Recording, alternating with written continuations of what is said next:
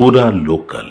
ప్రస్తుతం మనతో పాటు మహిళా మోర్చా అధ్యక్షురాలు శిల్పారెడ్డి గారు అయితే ఉన్నారు. ఏదైతే స్టూడెంట్స్కి కాంగ్రెస్ ప్రభుత్వం వచ్చిన తర్వాత ఉచితంగా స్కూటీలు ఇస్తామని చెప్పారో ఆ హామీలు ఏవి నెరవేర్చలేదు. సో ఇప్పుడు విద్యార్థులకు అండగా ఇప్పుడు శిల్పారెడ్డి గారు వచ్చి ఈ యొక్క క్యాంపెయిన్ అయితే చేస్తున్నారు. ఆమెతో మాట్లాడే ప్రయత్నం చేద్దాం.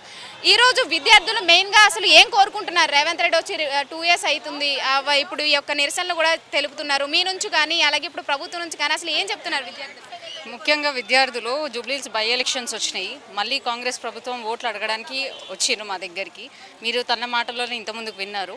తను ఏమి అడుగుతుంది, ఫస్ట్ మాకు ఇచ్చిన వాగ్దానాలు పూర్తి చేసిన తర్వాత మమ్మల్ని మళ్ళీ ఓటు అడగండి అంటే ఎంత వెక్స్ అయిపోయినారో. స్టూడెంట్స్కి సంబంధించి ఏవైతే హామీలు ఇచ్చారో, స్కూటీయే కానీ లేకపోతే నిరుద్యోగ భృతికి 4,000 కానీ స్టూడెంట్స్కి ఇస్తా అన్నది, లేకపోతే ఉద్యోగాలే కానీ సంవత్సరానికి 2 లక్షల ఉద్యోగాలే కానీ ఏ ఒక్క స్కాలర్షిప్స్, ఫీ రియంబర్స్మెంట్ అవి ఏవి కూడా వీళ్ళకి అందలేదు ఇప్పటివరకు.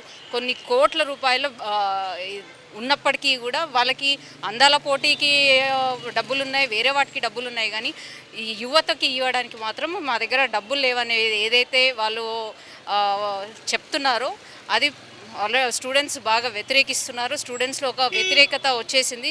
250 crores మన దాని అందాల పోటీకి ఇచ్చినప్పుడు మాకు ఎంత అవుతుంది, ఒక 10 కోట్లు అవుతుందేమో, 10-15 కోట్లు అవుతుందేమో, అది మాకు ఇవ్వడానికి ఏంటి, మా స్కాలర్షిప్స్ మాకు ఇవ్వడానికి ఏంటి అనే ఒక ఉద్దేశంతో వాళ్ళు ఉన్నారు. సో వాళ్ళంతా వాళ్ళు స్వచ్ఛందంగా వచ్చి మేము ప్రొటెస్ట్ చేస్తాము, మాకు స్కూటీ కావాలని అడుగుతున్నారు, మా దగ్గరకు వచ్చి ఓట్లు అడుగుతుంటే మాకు కోపం వస్తుంది, మేము ఎందుకు వేయాలి, మేము ప్రశ్నిస్తామనే ఒక ఉద్దేశం, ఒక ఇంటెన్షన్తో వాళ్ళు ఇక్కడ రావడం జరిగింది. సో ఈరోజు ఈ క్యాంపెయిన్లో బీజేపీ యొక్క తీసుకునే ఒక విద్యార్థులు ఈ యొక్క క్యాంపెయిన్ చేస్తున్నారు కాబట్టి మీరు ఏ విధంగా వాళ్ళకి సహకరిస్తారంట? డెఫినెట్గా వాళ్ళు అడిగే దాంట్లో న్యాయం ఉంది. వాళ్ళు అడిగే దాంట్లో ఏంటంటే ఇప్పుడు ముఖ్యంగా అందరూ యువతను ఫోకస్ చేస్తున్నారు, యువత వచ్చి ఓట్ చేయాలని ఫోకస్ చేస్తున్నారు.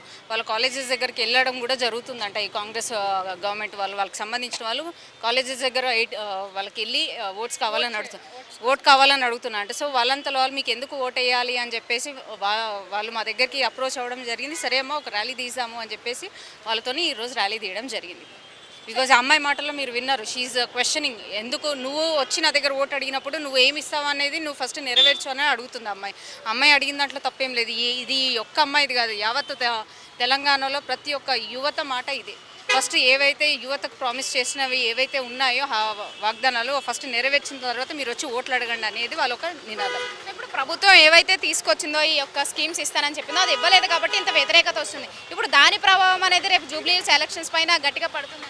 డెఫినెట్గా పడుతుంది. ఎందుకంటే అయినా సరే కేసీఆర్ టైంలో అప్పులు పాలైంది, ఇప్పుడు కూడా అప్పులు, కానీ కొన్ని కోట్ల రూపాయలు ఆయన అప్పు తీసుకొచ్చి ఏం చేస్తున్నాడు?